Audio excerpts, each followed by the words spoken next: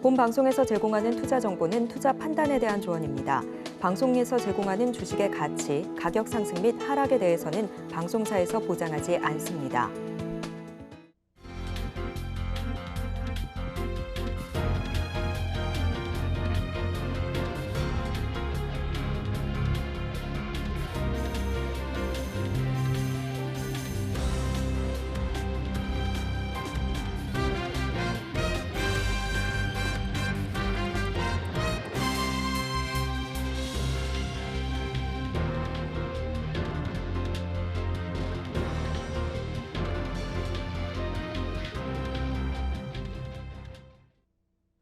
시청자 여러분 안녕하세요. 오늘을 돌아보고 내일을 준비하는 오늘장 내일장 일부 진행의 문정은입니다. 이번 주는 3월 소비자 물가지수 CPI와 FOMC 정례회의 의사록 공개에 따라 시장이 움직임을 보일 것으로 예상되고 있습니다. 지난주 금요일 발표된 3월 고용보고서는 여전히 고용시장은 견조하다는 것을 내비치면서 이 연준의 추가금리 인상 가능성이 커지기도 했는데요. 한편 CPI 발표 이후 인플레이션이 둔화세를 보인다면 다음 달 FOMC에서 베이비 스텝 금리 인상 단행에 그칠 것이란 전망이 우세합니다. 이 CPI 또 FOMC 의사록 발표 여기에 은행들의 실적 발표까지 겹쳐 변동성을 보일 것으로 예상되는 이번 주 증시입니다. 보다 명쾌한 해답 원하신다면 저희 방송과 끝까지 함께해 주시기 바랍니다. 본 방송에서 제공하는 정보는 투자 판단에 대한 조언일 뿐 해당 주식의 가치와 수익률은 보장하지 않습니다. 아울러 서울경제TV, 서울경제신문은 당사의 브랜드입니다. 최근 당사를 사칭하는 피해가 늘고 있으니 각별히 유의하시기 바랍니다. 또한 저희 방송은 생방송 유튜브로도 만나보실 수 있습니다. 유튜브에서 서울경제TV 검색하셔서 들어오시면 실시간 댓글 참여가 가능합니다. 여러분들 방송 보시다가 궁금한 부분 있으신다면 언제든지 댓글로 남겨주시기 바랍니다. 저희가 전문가님과 함께 그 궁금증 해결해드리도록 도움드리도록 하겠습니다. 그럼 본격적으로 오늘장 내일장 일부 이 시각 보도본부로 시작해보도록 하겠습니다. 자, 오늘은 서지은 기자 나와 있습니다. 어서 오세요. 안녕하세요. 네, 그럼 첫 소식부터 알아보겠습니다. 올해 국세 수입이 소폭 줄어들 것으로 나타났는데 이 감소폭 얼마나 될 것으로 예상됐나요? 네, 정부는 올해 국세 수입이 당초 예산은 물론 지난해 결산치보다도 줄어들 것으로 전망하고 있습니다. 정부는 올해 세입 예산을 400조 5천억 원으로 전망했습니다. 하지만 올해 들어 지난 2월까지 세수는 이미 작년 동기 대비 약 15조 원 감소했습니다. 이후 3월부터 연말까지 작년과 같은 금액을 걷더라도 올해 세입 예산과 비교하면 20조 원 이상 부족한 상황입니다. 이처럼 세수가 세입 예산 대비 10조 원 넘게 모자라는 세수 상황은 2014년 이후 처음입니다. 더구나 이는 작년 국가결산 기준 총 세입에 못 미치는 수준입니다. 이대로 간다면 올해 세수는 4년 만에 처음으로 전년 대비 감소폭을 기록하게 됩니다. 네, 그럼 이 세수를 안정적으로 확보하기 위해서는 정부의 조치가 필요해 보입니다. 이 세수 확보를 위해서 정부가 어떤 움직임을 보이고 있을까요? 네, 우선 현재 한시적으로 시행하고 있는 세수 지원을 정상화할 가능성이 큽니다. 정부는 우선 이달 말 종료를 앞둔 유류세 인하 연장 여부를 결정해야 하는데요. 유류세 인하는 올해로 3년째 시행되고 있습니다. 올해 세입 예산도 유류세 인하 조치를 유지한다는 전제로 작성됐습니다. 따라서 유류세 인하 조치를 폐지하면 예산 대비 5조 원이 넘는 세수를 추가로 확보할 가능성이 큽니다.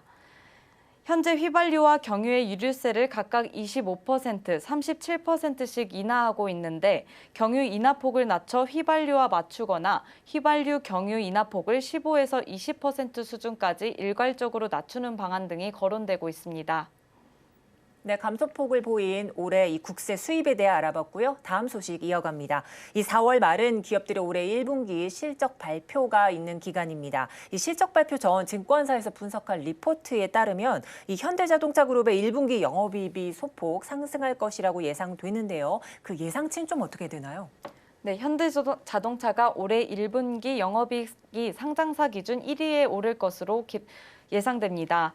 국내 증권사가 분석한 현대차의 1분기 영업이익은 2조 6천억 원으로 38% 늘어날 것으로 예상됩니다. 이 전망에 따르면 현대차는 2010년 이후 1분기 실적으로는 사상 최대가 될 것으로 예상됩니다. 현대차의 형제회사인 기아의 1분기 영업이익은 34.8% 늘어난 2조 1,600억 원이 될 것으로 전망했습니다. 기아는 2010년 이후 1분기 영업이익이 2조 원을 넘긴 적이 없습니다.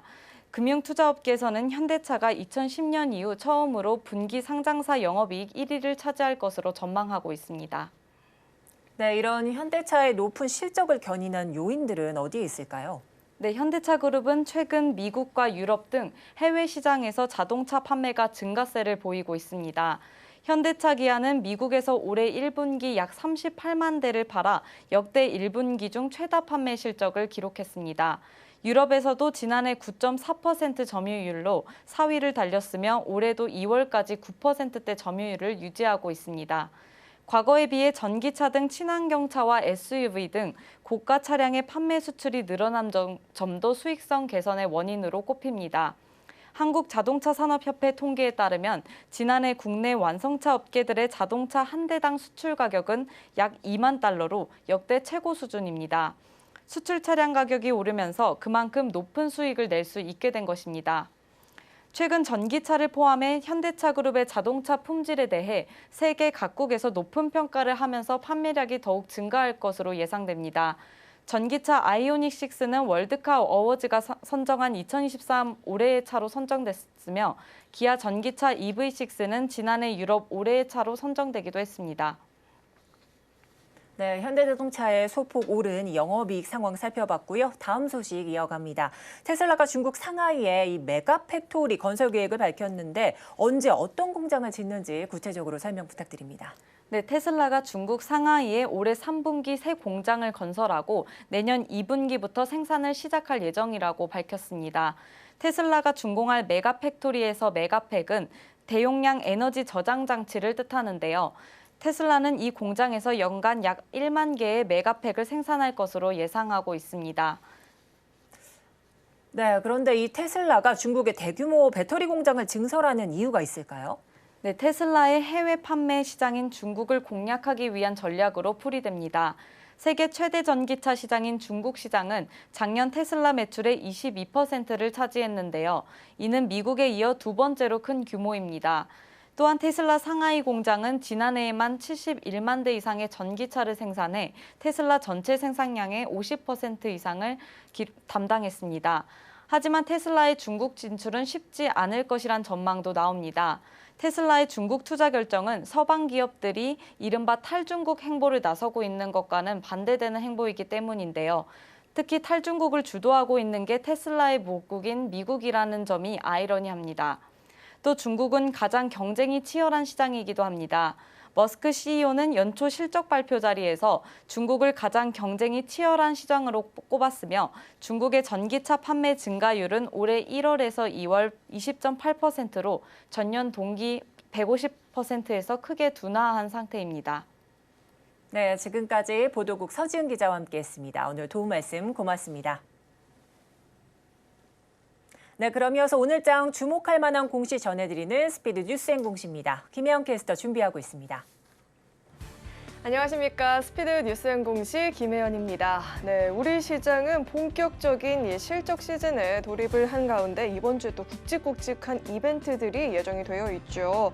한은의 4월 금통위도 예정이 되어 있고요. 미국의 3월 CPI 지수 발표, 또 3월에 FOMC 의사록 발표 등 이 변동성을 야기할 만한 이벤트들이 대거 예정이 되어 있는데요. 이런 시장 상황 가운데 또 오늘은 어떤 뉴스에 주목을 해보면 좋을지 우선 첫 번째로 LG U+부터 살펴보도록 하겠습니다.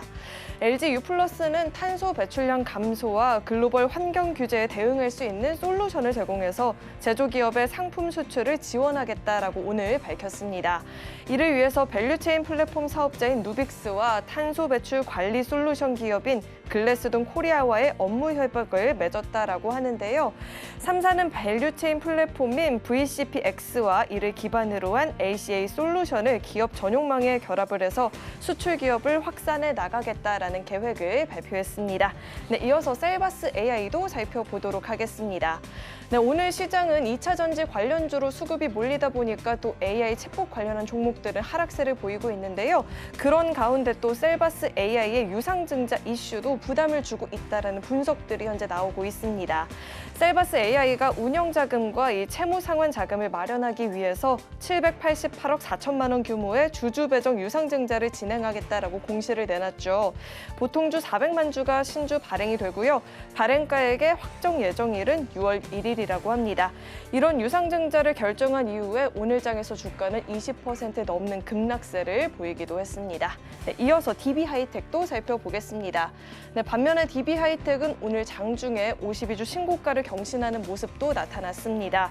공정거래법에 따르면 매년 말을 기준으로 자산 총액이 5천억 원 이상이고 자회사 주식가액의 합계액이 자산 총액의 50%를 넘어가게 되면 이 지주회사로 전환을 해야 되는데요. 여기에 더불어서 전환 이후에 2년 내에는 상장사인 자회사의 지분율을 30% 이상을 확보해야 됩니다. 그렇기 때문에 이 DB의 지주사 전환은 DB하이텍의 주가 상승을 주도할 수 있다라는 분석들도 나오고 있고요. 또 최근에 KCGI가 DB하이텍의 주식을 매입해서 3대 주주가 됐죠. 최근에 이 DB하이텍의 경영권 분쟁도 점쳐지고 있는 상황이다 보니까 주가가 오름세를 보이고 있습니다.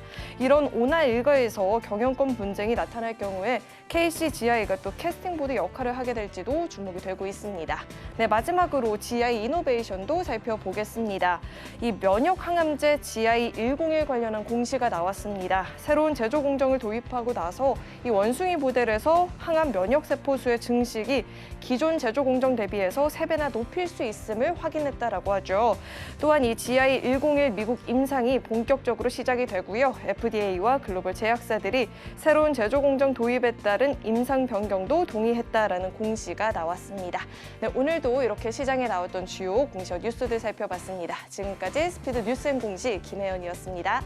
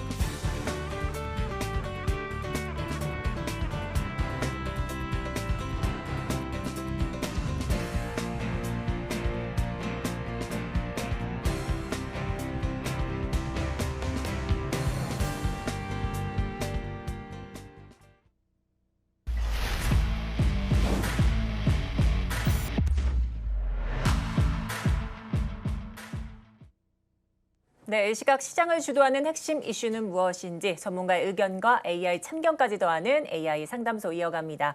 오늘은 알파경제 김종유 이사님 나와 계십니다. 어서 오세요. 네, 안녕하십니까. 네, 그럼 본격적으로 오늘 이야기를 나눠볼 핵심 이슈 화면으로 만나보도록 하겠습니다. 네, 코스피가 2,500선을 돌파를 했습니다. 반도체주와 2차 전지주 양시장, 이 섹터의 전략은 어떻게 되는지 오늘 자세하게 이야기 나눠보도록 하겠습니다.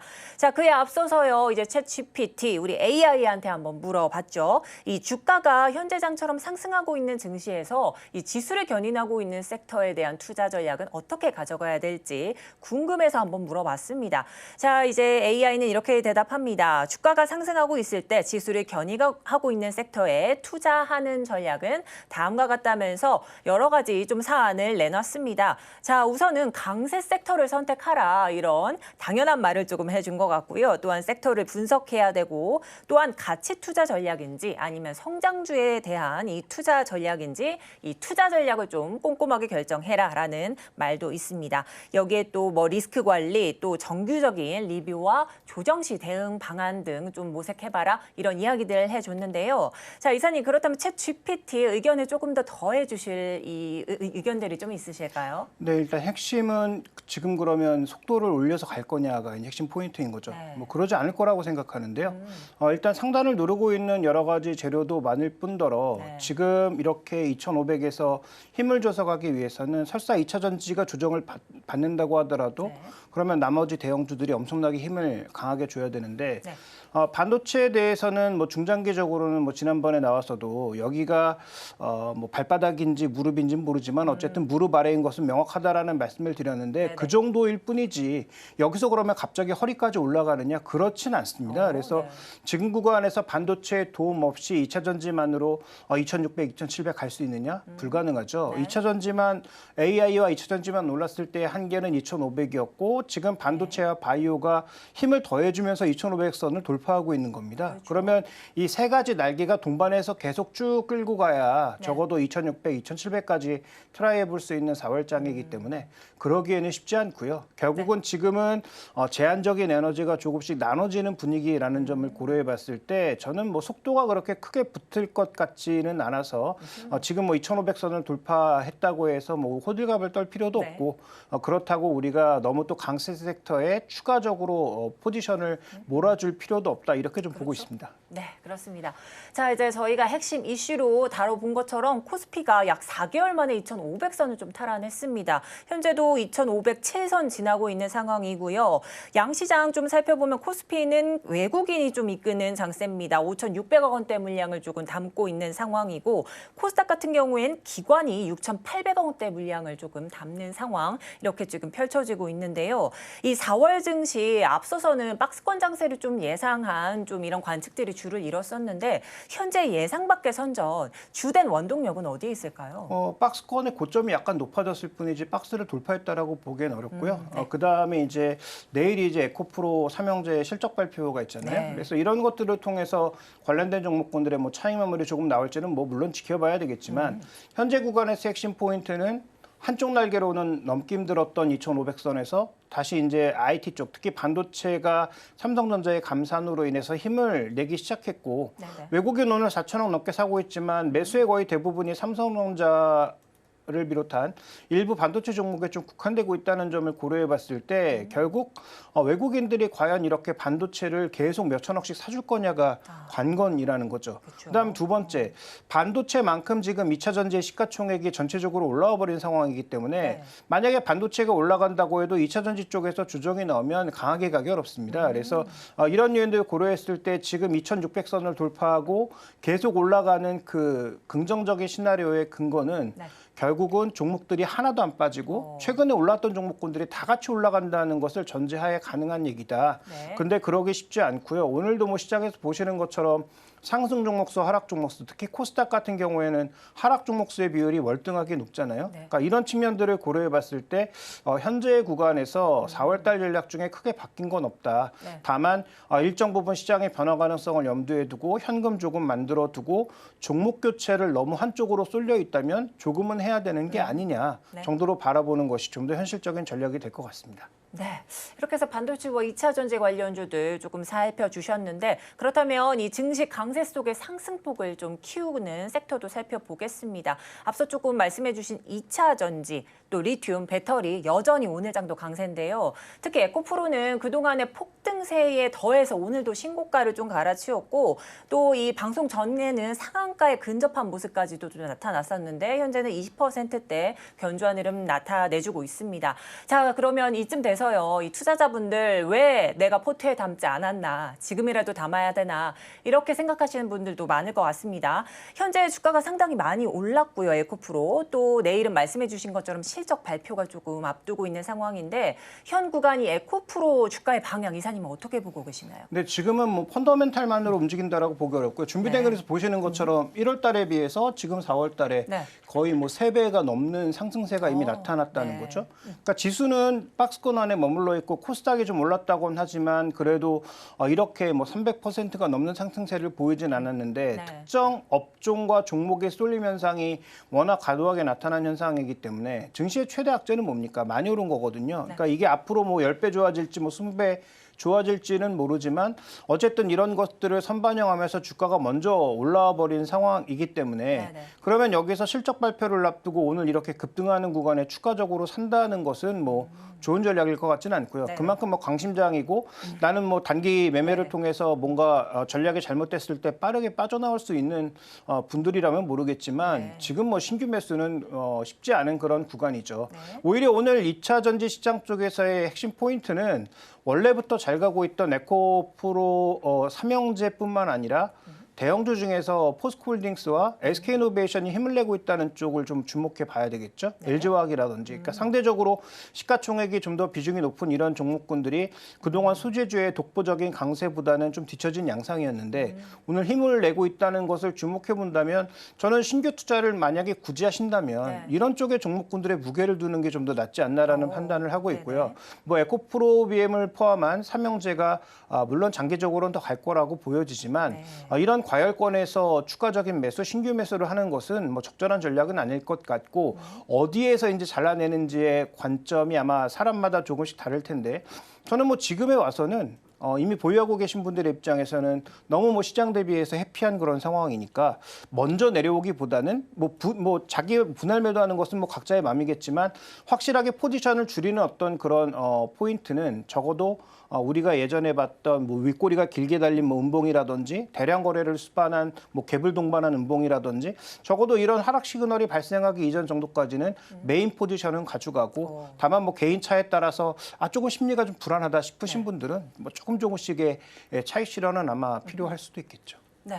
자, 근데 이런 상황 속에서 이 에코프로의 과열 의견이 조금 많지만 보유하신 분들도 입장에서 좀 궁금하실 부분이 있을 것 같습니다. 이 신고가를 계속 경신하고 있는 상황이잖아요. 그래서 내가 가지고 있는 종목이니까 더 상승 여력이 좀 있을까 궁금하실 보유자분들께는 또 어떤 할 말씀 해주실 수 있을까요? 네, 일단 지금은 펀더멘탈로만 가는 건 분명히 아닌 것 같습니다. 그래서 이 수급 요인이나 심리적인 요인이 더해지면서 외국인들이 눌렀다가 다시 신고가를 넘어가면서 실패하면 외국인들도 다시 물량을 토해내는 그래 뭐 일종의 공매도가 나왔다가 다시 물량을 토해내는 그런 양상이 반복되면서 지금은 저는 예전에는 펀더멘탈이 한 7, 8 정도였다면 지금은 수급이 한 4, 5 정도로 작용을 하고 있는 상황이 아닌가 보고 있거든요.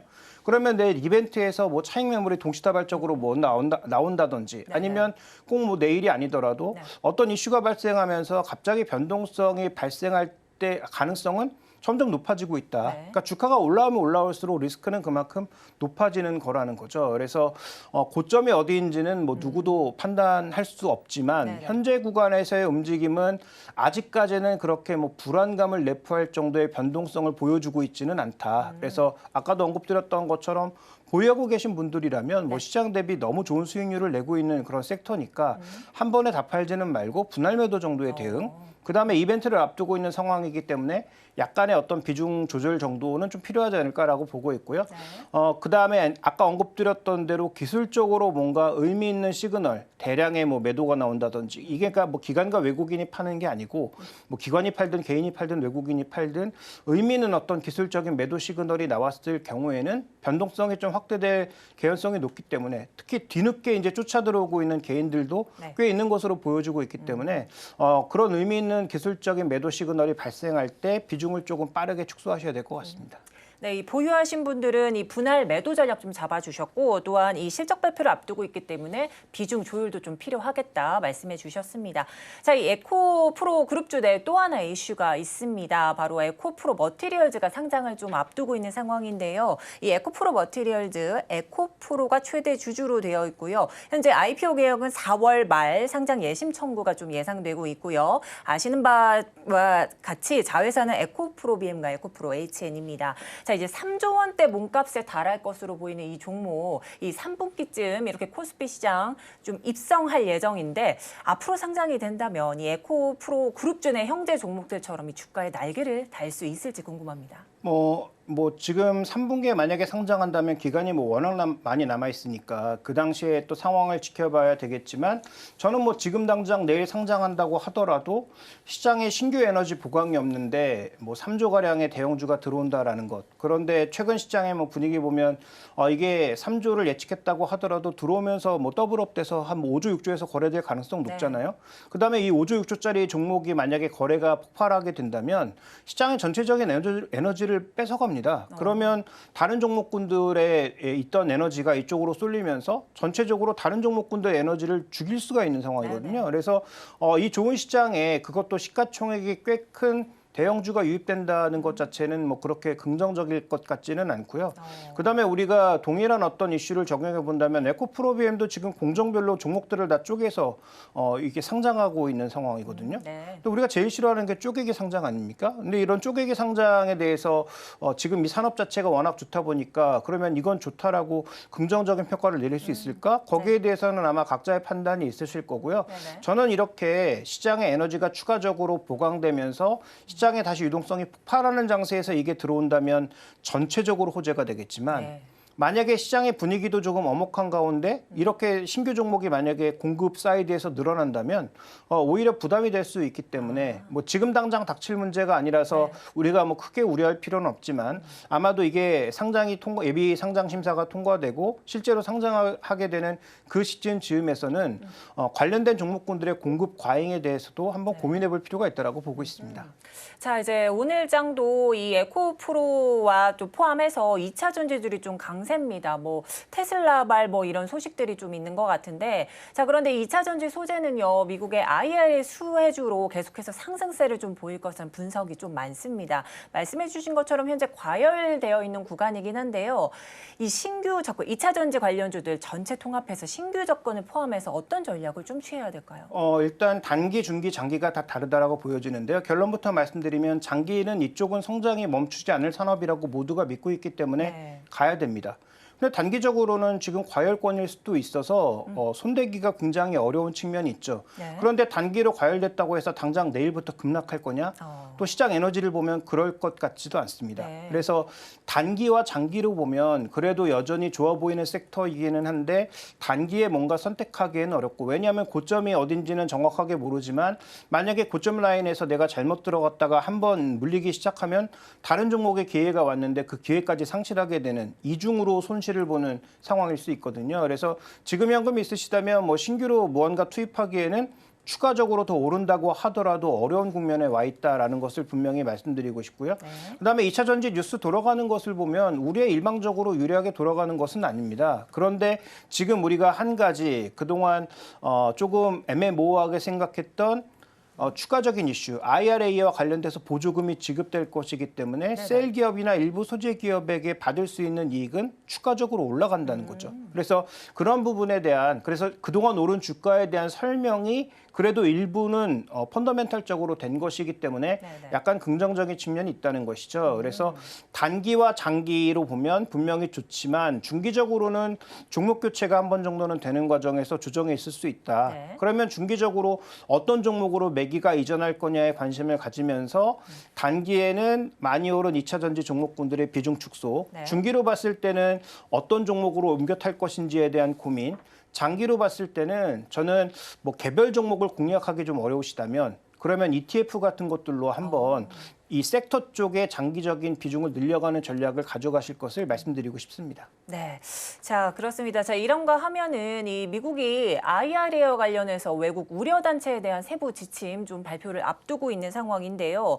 여기에는 뭐 한중 배터리 분야 합작 기업들 영향권에 좀 들 수 있겠다 이런 생각이 드는데 저희가 준비한 화면 한번 보도록 하겠습니다. 이렇기 때문에 향후 사업 계획을 전면 수정을 해야 되는지 이런 좀 의아한 이런 광경인데 현재 한중 배터리 사업 합작 범위를 살펴보시면요. SK온도 있고 우리나라 LG화학, 포스코, SK 모두가 이렇게 또 합작 법인을 가지고 있는 상황인데 이 외국 우려 단체에 대한 세부 지침 발표에 대해서 우리는 또 어떤 대비를 조금 해야 될까요? 그러니까 결국 공급망이 2025년까지 시간을 준 거 아닙니까? 지금 일정 부분의 그 보조금을 주는 것이고 그다음에 2025년까지 알아서 중국을 다 빼라는 것이죠. 결국 미국의 그렇죠. 압력은. 네네. 그러면 저기 보시다시피 SK온하고 에코프로는 거린메이, 네. 그다음에 LG화학 화유 코발트지만 LG화학은 코발트 쪽이 지금 하이니켈 쪽에서는 비중이 그렇게 크지가 않아서 네. 저쪽 영향은 제한적입니다. 그리고 LG화학은 지금 고려 아연과 함께 2025년까지 한국 전구체를 통해서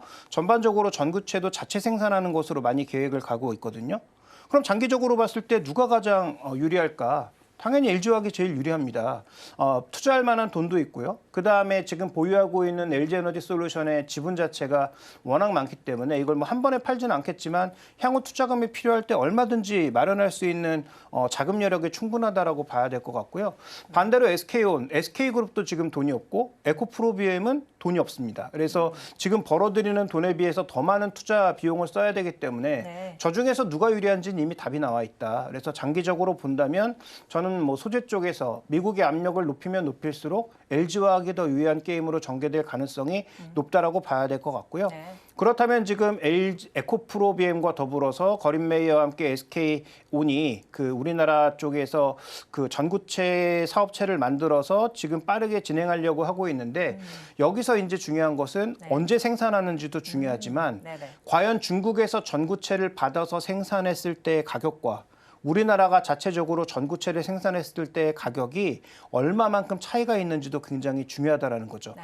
향후 전기차가 폭발적으로 늘어나기 위해선 이제 좀 가격대가 낮은 전기차들이 나와야 되는 시기입니다. 네. 그러니까 테슬라가 계속 가격을 깎고 반값 전기차 얘기를 하는 거거든요. 네. 그러면 최소한 지금 배터리 가격이 올라가서는 안 되죠. 그래서 전구체를 우리가 지금 80%를 중국에 의존하고 있는데 만약에 중국을 배제하고 우리나라가 정말로 전구체를 가져다가 만들었을 때 중국에서 공급받아서 하던 것에 비해서 가격 차이가 많이 나게 되면 네. 메리트가 떨어진다는 것이죠. 그래서 그런 부분들을 앞으로 좀 확인해 보는 게 장기적인 과제라고 봐야 할 것 같습니다. 네, 이렇게 좀 말씀해 주신 2차 전지뿐만 아니라 최근에 혹한기를 조금 벗어난 반도체 주도도 좀 빛을 보고 있는 상황인데요. 이 보면요, 이제 삼성전자도 잠정 실적을 조금 발표한 상황 속에 감산을 좀 공식화했습니다. 그러면서 오늘장 좀 반도체주가 조금 들썩이고 있는 상황인데 이 2차 전지에 쏠렸던 수급이 반도체주로 조금 다시 이어가는 게 아닐까 이런 의견도 있습니다. 이사님께서는 좀 어떻게 보실까요? 뭐 단기적으로 급하게 가기보다는 아까 말씀드렸던 중기적으로 여기서 중기적이라고 하면 최소 6개월 이상 정도의 기간을 두고 서서히 뭔가 좀 이동하지 않을까라고 보여지는데요. 외국에는 벌써 이동하고 있고 네. 개인 투자자들은 여전히 2차 전지 쪽에 매진하고 있죠. 그래서 오히려 그동안 부진했던 삼성전자를 버리고 더 탄력적으로 움직이는 2차 전지 쪽으로 옮겨 타는 모습들이 많이 나타나고 있는데요. 네. 뭐 누가 맞을지는 좀 더 시간을 두고 지켜봐야 되겠지만 아까도 언급드렸던 것처럼 단기적으로는 2차 전지가 유리할 수 있죠. 근데 반도체가 정말로 1분기 실적 저점 찍고 반등을 시도하는 것이고 네. 그다음에 2차 전지가 지금 2, 3년 나올 실적을 당겨서 주가에 반영하는 것이라면 반도체가 만약에 내년부터 실적이 정말로 정상화되고 올라간다라고 하면 그러면 이미 2, 3년치를 다 반영한 상태에서 앞으로 나타날 여러 가지 변수를 살펴봐야 될 2차 전지와 네. 1년 후에 실적이 거의 좋아질 것이 확실하다면 베팅의 가능성이 좀 더 높아지는 반도체 쪽에서 어느 쪽에 신규 투자에서 무게를 둬야 될지는 이미 답이 나와 있는 겁니다. 그렇죠. 그래서 지금 신규 투자를 하는 입장에서 봤을 때는 반도체 쪽에 무게를 실는 것이 좀 더 좋다라고 보고 있는데 네. 다만 종목의 순서는 삼성전자나 SK 하이닉스 같은 종목도 물론 좋겠지만 네네. 장비, 소재, 칩의 순서로 투자하는 것이 좋겠죠. 네. 왜냐하면 투자를 여전히 늘리거나 투자를 줄일 수 없는 쪽 같은 경우에 장비 매출은 여전히 존재할 가능성이 있기 때문에 네. 기본적으로 EUV 쪽과 연관되어 있는 장비 소재 쪽에 투자하는 것이 1순위. 그다음에 이어서는 칩 쪽으로 옮겨 타는 전략 자체가 반도체에서는 뭐 중장기적으로 유리하지 않을까라고 보고 있고요. 네네. 여기서 핵심 포인트는 신규 투자 시라는 얘기입니다. 기존에 투자했던 것을 지금 완전히 고점 신호도 나오지 않았는데 다 팔아서 이제부터 반도체로 옮겨 탄다라고 하는 것은 다소 섣부른 전략일 수 있고요. 내가 만약에 현금이 있고 지금 신규 투자를 하는데 2차 전지에 실는 것도 물론 좋겠지만 네네. 좀 더 이제 긴 관점에서 긴 호흡으로 투자를 한다면 저는 반도체 쪽에 투자하되 반도체 쪽에서도 EUV 장비와 관련된 부분이 1순위, 2순위로 그다음에 칩 관련 종목군들로 옮겨 타는 전략을 네. 말씀드리고 싶습니다. 네, 그렇다면은 현재 이 반도체 산업과 2차 전지 산업 중에 반도체 산업이 좀 더 유망하다 이렇게 조금 말씀을 정리해 주신 것 같은데 맞습니까? 네, 뭐 아까도 말씀드렸지만 시기별로 뭐 단기로 봤을 때는 2차 전지가 더 유리하고 중기로 봤을 땐 반도체가 유리하고 더 길게 봤을 때는 반도체 성장 속도보다는 적어도 2025년까지는 2차 전지가 빠를 수 있기 때문에 뭐 한 3년 정도의 긴 기간으로 보면 2차 전지 쪽이 좀 더 유리한데 종목은 지금 시장에서 가장 선호하고 있는 에코프로비엠 LNF보다는 네. 저는 LG화학을 선호한다라고 말씀을 드리겠습니다. 네. 자, 이렇게 되면은 이 2,500선을 좀 코스피가 현재 넘어선 상황 속에서 이번 주 또 미국의 뭐 3월 CPI 발표도 있고 여러 실적 발표가 있지 않습니까? 그럼 앞으로 우리 증시 코스피 흐름은 또 어떻게 될까요? 네, 일단 지금 거치 지표의 중요도는 많이 낮아졌죠. 왜냐하면 어차피 여기서 갑자기 서프라이즈하게 그 물가가 위로 툭 튀어오르는 예상 범위를 벗어나서 위로 툭 튀어오르는 뭐 그런 모습을 보인다든지 아니면 정말 연준이 뭔가 정책을 다시 생각해 볼 정도의 급격한 어떤 변화가 나타나지만 않으면 거시 지표 영향력은 뭐 줄어들었다라고 봐야 될 것 같고요. 네네. 그러면 개별 기업들의 실적이 최근 예상보다 조금씩 좋게 나오고 있는데 이것을 어떻게 녹이느냐가 좀 더 중요하지 않나라고 보여지고 있습니다. 특히 대기업 같은 경우에 오늘 매수가 집중되고 있는 것은 LG전자처럼 비용 관리만 조금 해도 수요가 빠졌는데도 실적이 생각보다 굉장히 잘 나오는 기업들이 발생하고 있다는 것이죠. 그러면 앞으로 뭐 실적을 발표할 뭐 현대차 이런 기업들도 원래 지금 실적 그 큐가 좋은데 그러면 당연히 이익이 좋아질 가능성이 있기 때문에 이런 기업들에 대해서 시장이 관심을 가지기 시작한다면 그동안 2차 전지에 한정됐던 혹은 AI나 로봇 관련주에 한정됐던 시장의 수급이 조금 이동하거나 아니면 에너지가 분산될 가능성이 높다라고 봐야 되기 때문에 4월장의 전체적인 투자 전략은 말씀드렸던 대로 실적주, 그다음에 약간의 현금, 그다음에 종목 교체에 대한 타이밍을 잡는 것 이런 것들이 포인트라서 말씀해 주셨던 그런 뭐 거시 지표에 대한 불안감, FOMC 뭐 의사록에 대한 불안감은 저는 뭐 그렇게 크게 영향이 없다라고 보고 있습니다. 네. 이제 이사님의 탑픽 종목은 화면으로 만나보도록 하겠고요. 오늘 도움 말씀은 여기까지 듣도록 하겠습니다. 지금까지 알파 경제 김종효 이사님과 함께했습니다. 오늘 도움 말씀 고맙습니다.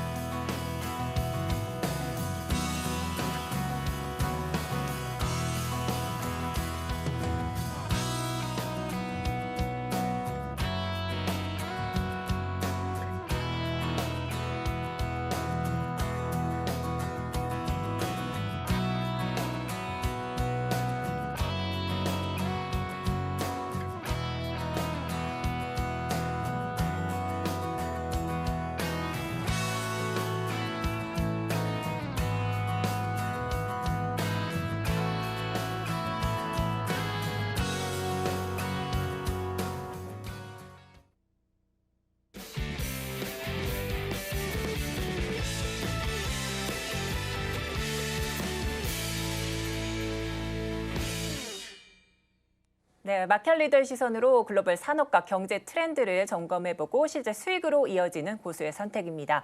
오늘은 SC 글로벌센터 김성규 소장님 나와 계십니다. 안녕하세요. 안녕하세요.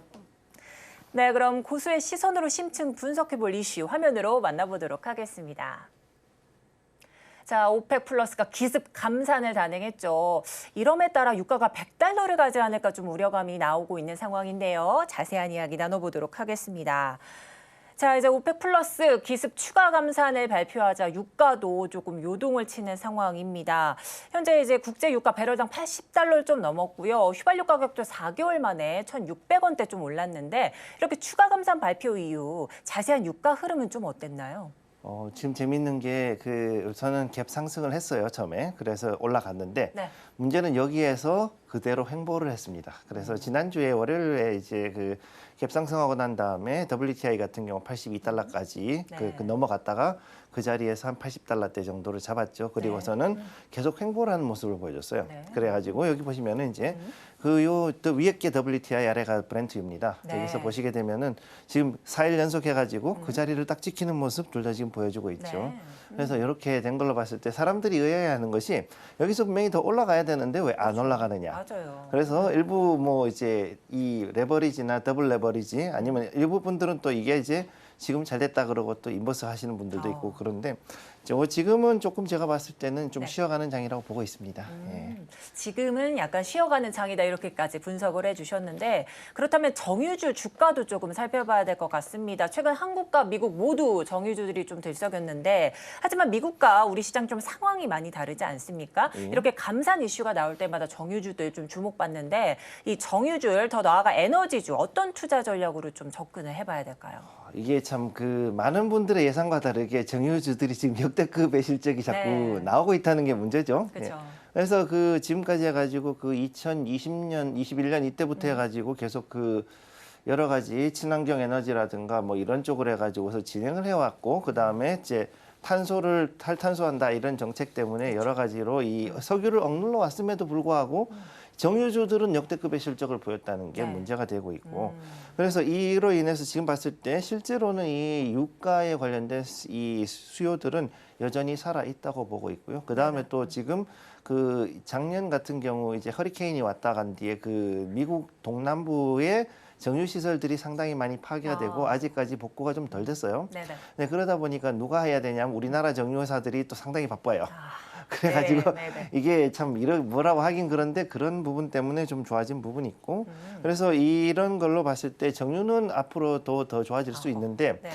그래서 여기 이제 잠깐 에너지 가격 하락세 유가를 보시면은 이제 네네. 떨어졌다가 다시 올라가는 모습 보여줬고 그렇죠. 그다음에 이제 여기에 가스 같은 경우는 오히려 지금은 좀 완전 디커플링이 되어 있는 모습인데 네. 여기 나와 있는 거는 지금 LNG 가격이란 말이에요. 그러니까 일반적인 그 파이프라인을 통해서 가는 그런 가스하고는 조금 달라서 가격이 상당히 높습니다. 요거는. 네네. 그래서 이제 LNG이기 때문에 액화하고 그래가지고 운송하는 비용들이 들어가 있고 또 이거는 이제 지금 봤을 때는 우리나라가 아니라 이 미국이 아니라 그 유럽 쪽에서 하는 정확히 얘기해서 우리나라가 이제 주로 기준으로 잡는 게 유럽 쪽 지표다 보니까 가스는 네네. 그 지표가 여기 지금 나와 있는 거라고 보시면 되겠고요. 네. 그래서 이 지금은 이제 석유하고 천연가스가 완전히 디커플링 되어 있으니까 이런 부분은 좀 보셔야 되고 네. 그래서 미국이 이제 환경 문제도 불구하고 만약에 이제 그 정말 독한 마음을 먹고 지금까지는 금지했던 셰일오일을 다시 판다. 그래서 다시 이제 채굴 들어간다 이랬을 때는 잘못하면은 이제 유가가 또 폭락할 가능성도 좀 있습니다. 네. 그렇습니다. 이 정유주 이전부터 역대급 실적을 좀 기록했다. 이게 좀 문제가 된다 말씀해 주셨는데 현재 석유와 천연가스는 디커플링 현상 나타내는 점 살펴주셨습니다. 자, 근데 이번 추가 감산 결정으로 이 미국과 사우디 관계가 좀 냉각을 피할 수 없는 상황인데요. 또 유가가 $100까지 치솟지 않을까 이런 좀 전망도 나옵니다. 하지만 이 감산 영향이 그렇게 크지는 않을 것이라는 분석도 있는데요. 이렇게 된다면 현재 소장님 앞으로 유가 흐름 좀 어떻게 보시는지 궁금합니다. 예, 이게 재미있는 게 그 3주 전만 하더라도 이제 베란스 같은 경우에 뭐라 그랬냐면은 네. 이제 3월 20일쯤에 그 실리콘밸리 은행 사태가 터지고 난 다음에 네네네. 이 잘못하면 경기 침체가 발생하면은 우리 WTI 유가가 한 $40대까지 떨어질 수도 있다라는 아주 그 비관적인 얘기를 했었죠. 맞아요. 그랬는데 이 3주도 안 돼 가지고 네. 지금 이게 완전히 뒤집어진 거죠. 그게 오펙 감사 플러스의 감산이 나오고 나서 네. 그때 당시에 이제 WTI는 $65대를 터치하고 조금 내려갈 뻔했는데 다시금 그 다음에 튀어 올라서 반등이 오고 그 뒤에 반등하고서 박스권 상단에 온 다음에 이제 그 오펙 플러스에서 유가 이 감산을 단행을 한 겁니다. 네. 그렇기 때문에 아까 보셨던 것처럼 이제 갭 상승이 나온 거고요. 그렇죠. 그래서 지금 현재 봤을 때 그럼에도 불구하고 오펙이 지금 제일 어려운 게 네. 현재 감산 이외에는 달리 그 유가 방어를 할 수 있는 수단이 별로 없다는 게 네. 가장 큰 문제가 되는 네. 거죠. 지금 그래서 여기 보시게 되면은 요 사우디나 이제 러시아가 이제 지난주에 잠깐 보셨겠지만 50만 배럴씩 일산 감산이 들어간 이래로 네. 쭉 해가지고 이렇게 들어가 있는데 그렇죠. 그래서 제가 이제 그 말씀드렸던 것 중에서 여기에서 지금 더 추가 감산을 할 수 있는 여력이 있는 나라가 이라크 하나밖에 없어요. 사실은. 이라크요. 네. 근데 지금 이라크 같은 경우는 아직도 좀 그 아직 전쟁 그 피해를 복구하고 있는 상황이고 이래가지고 그 동안에는 감산해서 빼줬었는데 야. 근데 이번에 지금 너네 이만큼 해라라고 상당히 많이 했죠. 21만 배럴이니까. 네네. 그러니까 이런 걸로 봤을 때 지금 다른 거는 현재 오펙 플러스 국가들은 이 유가 방어할 수 있는 대안이 없다는 이야기고요. 그래서 이제는 결국은 미국이 앞으로 이제 그 지금 같이 어느 정도 고용이 좀 더 확장이 돼 가지고 수요가 발생되는 게 이 유가를 받쳐주는 관건이 될 거라고 보고 있습니다. 네. 예. 그래서 여기 보면은 이제 주로 이제 가장 큰 문제가 미국하고 사우디 관계인데 그렇죠. 그 빈살만하고 그다음에 바이든이 관계가 안 좋아요. 네, 사실은. 네. 그 이전에 그 자말 카슈크지 사건 네. 터키에서 있었던 것 이래로 그 이 둘이 관계 안 좋았는데 작년에 이제 비로소 조금 이제 어떻게 잘 좀 해보자라고 얘기를 했었는데도 불구하고 이제 거기에 대해서 그 빈살만이 배신을 하고서는 예, 감산했었죠. 그리고 이번에 다시 또 감산 또 해가지고 배신을 지금 맞아요. 2번 한 네네. 건데 그런 상황이 왔어요. 그러니까 이제 제가 볼 때 유가는 한번 다시 하락을 할 걸로 보이긴 하는데 네네. 그래도 폭락을 한다라기보다는 다시금 박스권으로 들어가서 낮은 65에서 75달러대 박스권 행보가 네. 이어지지 않을까라고 보고 있습니다. 네, 그런데 이런 상황 속에서 겨우 안정세를 좀 찾은 물가가 국제유가 상승을 하면서 다시 치솟을 수도 있겠다는 이런 좀 우려감이 있는데 국제유가 올라가면서 연료비까지 상승을 하면서 현재 국내 한전도 적자 악화될 가능성이 조금 큽니다.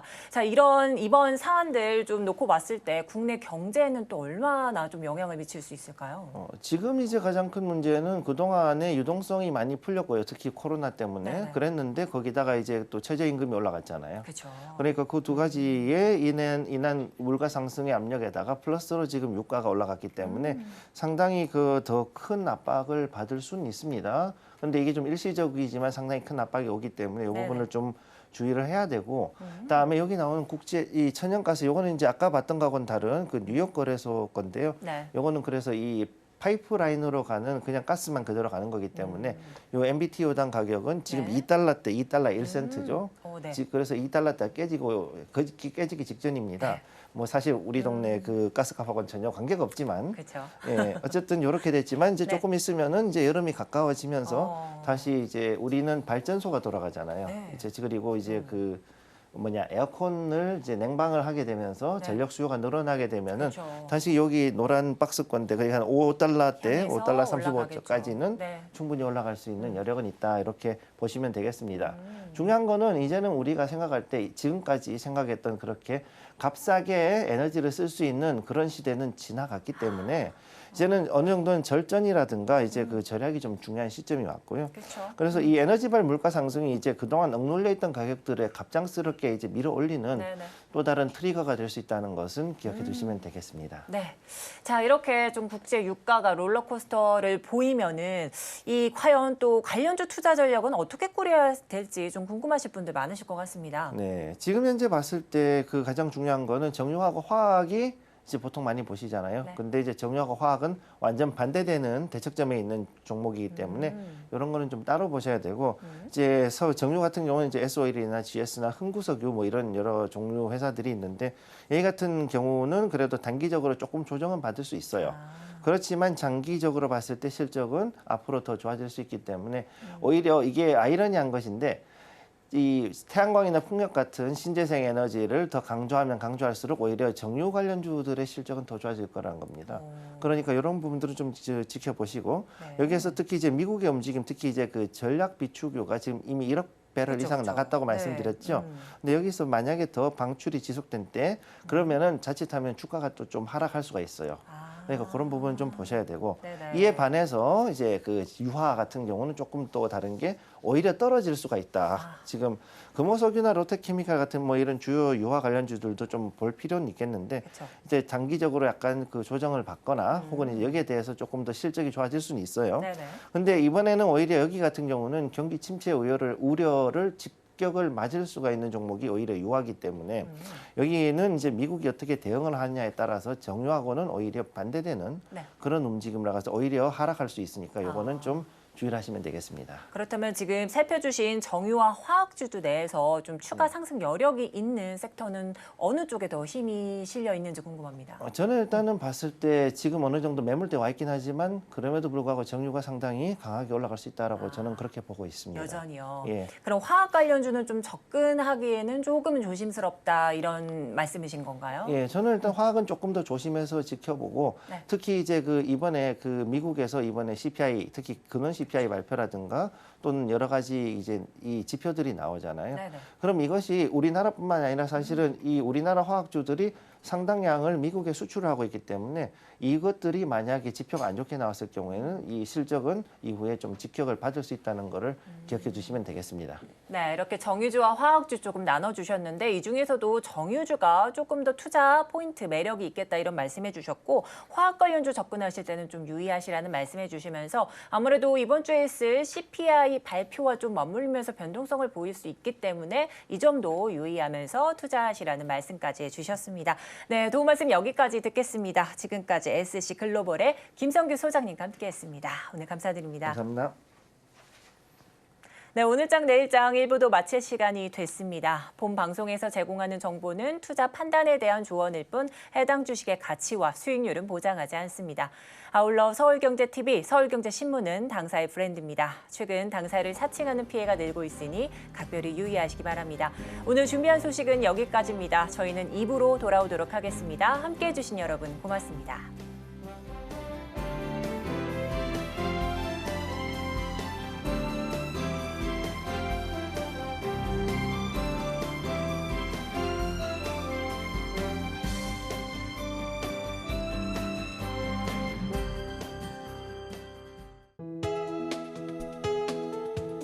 본 방송에서 제공하는 투자 정보는 투자 판단에 대한 조언입니다. 방송에서 제공하는 주식의 가치, 가격 상승 및 하락에 대해서는 방송사에서 보장하지 않습니다.